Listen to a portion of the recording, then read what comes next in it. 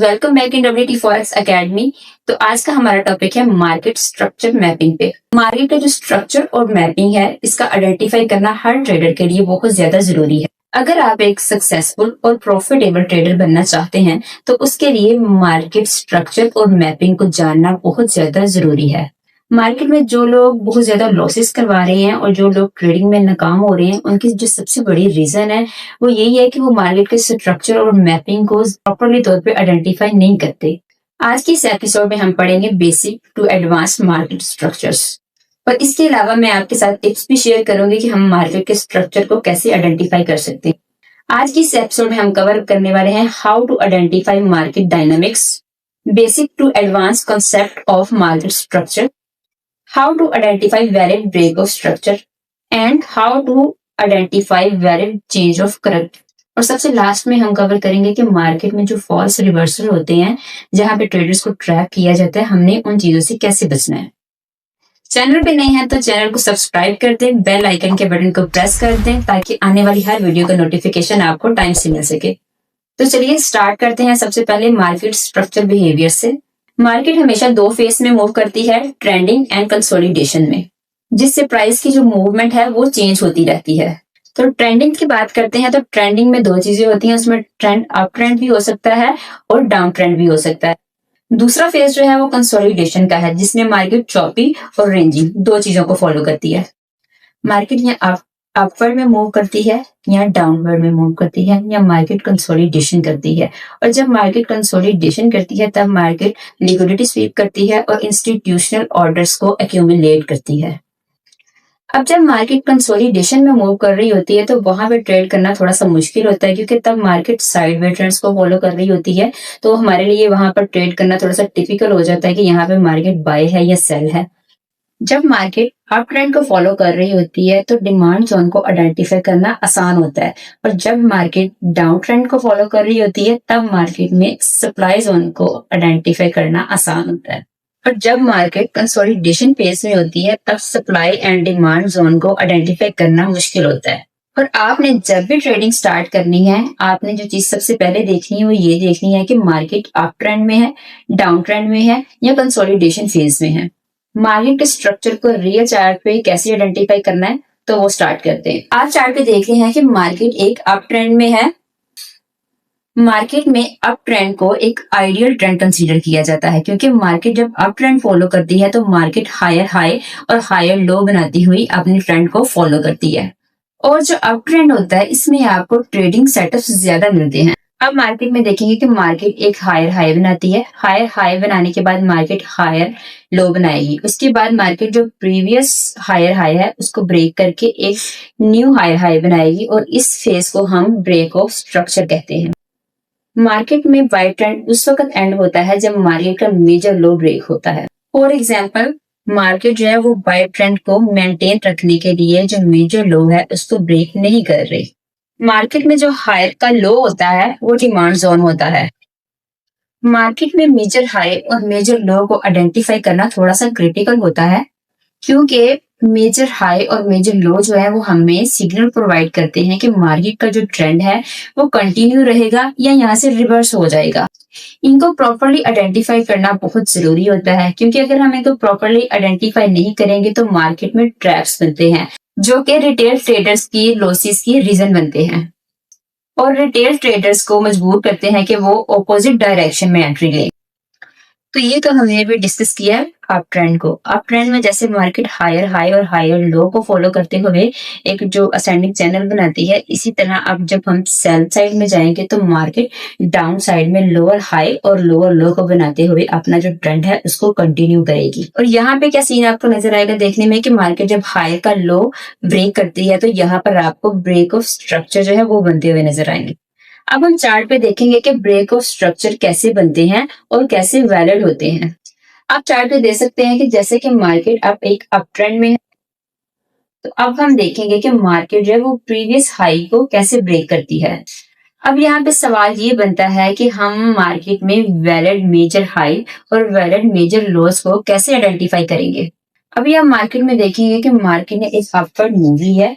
Upward move लेने के बाद मार्केट ने एक रिवर्सल सेटअप बनाया है, और जो मार्केट ने अपवर्ड जहां से मार्केट ने रिवर्सल सेटअप बनाया ना, हम उसको मेजर हाई कंसीडर करेंगे। अब मार्केट ने यहाँ पे जो एक रिवर्सल मूव लिया है, वो मार्केट ने एक इंटरनल स्ट्रक्चर क्रिएट किया है। मार्केट जब हायर हाई को ब्रेक करते हुए एक ट्रेंड को फॉलो कर रही होती है, तो उसमें इंटरनल स्ट्रक्चर्स बनते हैं। इंटरनल स्ट्रक्चर्स को आइडेंटिफाई करना बहुत जरूरी होता है एंटर और एग्जिट होने के लिए।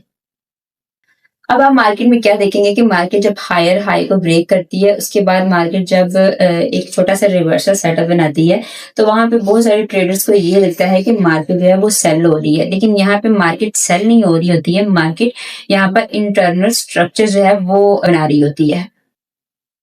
अब रिवर्सल के बाद मार्केट जब अगेन बाय ट्रेंड में जाएगी, तो मार्केट एक न्यू हायर हाई बनाएगी।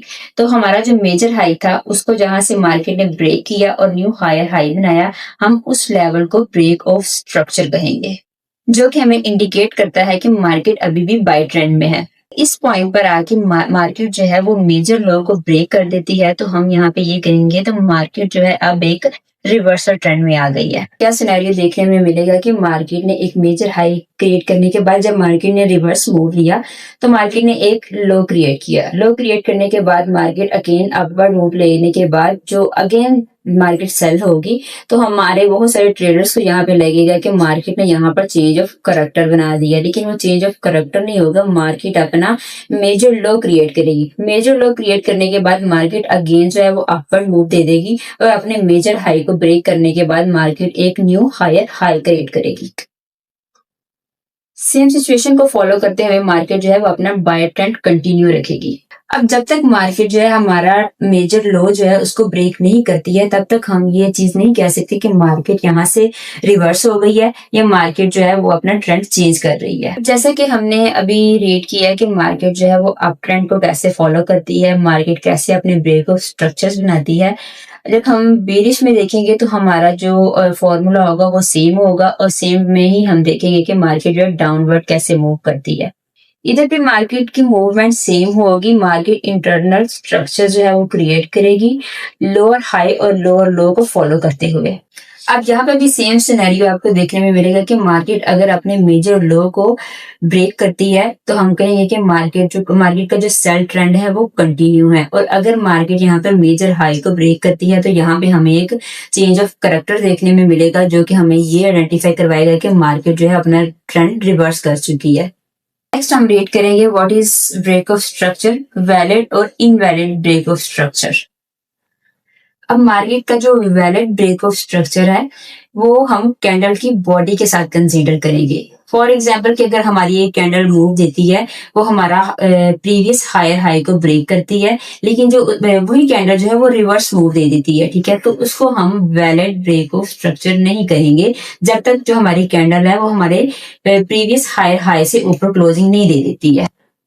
अब यहाँ पे समझने वाली बात ये है कि मार्केट ने हमारा जो है प्रीवियस हायर हाई ब्रेक किया, न्यू हायर हाई क्रिएट किया, ब्रेक ऑफ स्ट्रक्चर भी क्रिएट हो गया, लेकिन यहाँ पे क्या हुआ कि हम मार्केट ने रिवर्स मूव दिया, हमारा जो मेजर लो है उसको भी ब्रेकआउट कर दिया। तो हम यहाँ पर क्या कहेंगे कि हम इसको कहेंगे कि यहाँ पे एक चेंज ऑफ करैक्टर बना है, जिसने हमारे सिग्नल्स को रिवर्स कर दिया है।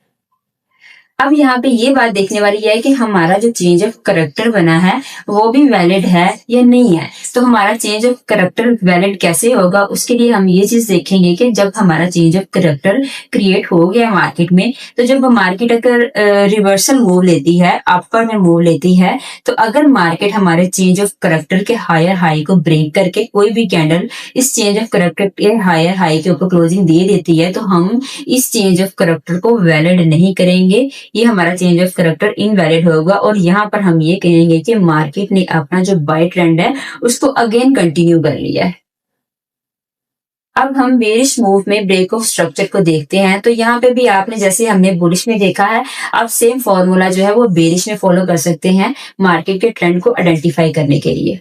तो अब बात करते हैं चेंज ऑफ करैक्टर के बारे में। तो चेंज ऑफ करैक्टर के बारे में जैसे कि मैंने आपको पहले बताया कि मार्केट एक बुलिश ट्रेंड में होगी। बुलिश ट्रेंड में जाने के बाद मार्केट जब अपना मेजर लो ब्रेक करेगी तो वहां पर एक चेंज ऑफ करेक्टर क्रिएट होगा। चेंज ऑफ करेक्टर बनने के बाद हमें ये चीज जो है वो आइडेंटिफाई हो जानी चाहिए कि मार्केट जो है अब एक रिवर्सल ट्रेंड में आ गई है। अब चेंज ऑफ करेक्टर की भी डिफरेंट टाइप्स होती हैं मार्केट में, लेकिन चेंज ऑफ करेक्टर को जो हम वैलिड तब कहेंगे जब मार्केट जो है वो अपना मेजर लो ब्रेक करेगी। मेजर लो ब्रेक करने के बाद मार्केट जो है वो माइनर सा अपना रिवर्सल लेगी, वहां पर एक जो है न्यू हाई बनाने के बाद मार्केट जो है वो अपने ट्रेंड को रिवर्सल ट्रेंड में कंटिन्यू करेगी। चेंज ऑफ करेक्टर में जो की पॉइंट्स है वो ये है कि जो हमारे इंट्राडे ट्रेडर्स होते हैं वो सबसे बड़ी मिस्टेक यहाँ पे ये करते हैं कि समटाइम क्या होता है कि मार्केट एक फास्ट मूव देती है। फॉर एग्जांपल कि मार्केट एक बुलिश ट्रेंड में है, मार्केट ने वहां पे एक चेंज ऑफ करेक्टर बनाया है, लेकिन मार्केट ने अभी उस लेवल को ब्रेकआउट नहीं किया है। तो हमारे जो इंट्राडे ट्रेडर्स होते हैं वो ये करते हैं कि ब्रेकआउट का वेट नहीं करते हैं और बहुत जल्दबाजी में एंट्री ले लेते हैं। और क्या होता है कि हमारी जिस कैंडल ने उस लेवल को ब्रेकआउट किया होता है वही कैंडल हमारी जो है वो रिवर्स हो जाती है और मार्केट अपने ट्रेंड को कंटिन्यू रखती है। तो यहाँ पे जो मोस्ट इंपॉर्टेंट बात ये है कि आपने जब भी एंट्री लेनी है आपने ब्रेकआउट का जरूर वेट करना है। मार्केट जब तक अपने मेजर लो को ब्रेक करके अपनी जो कैंडल है मेजर लो के नीचे क्लोज नहीं करती है, आप उसको वैलिड चेंज ऑफ करेक्टर नहीं कहेंगे। तो आज की वीडियो में हमने पढ़ा कि break of structure, change of, तो आज की वीडियो में हमने रीड किया है break of structure, change of characters, internal structure, breakouts. तो होपफुली आपको वीडियो पसंद आई होगी। तो कमेंट्स में बताएं कि आपको नेक्स्ट वीडियो किस टॉपिक पे चाहिए। सब्सक्राइब।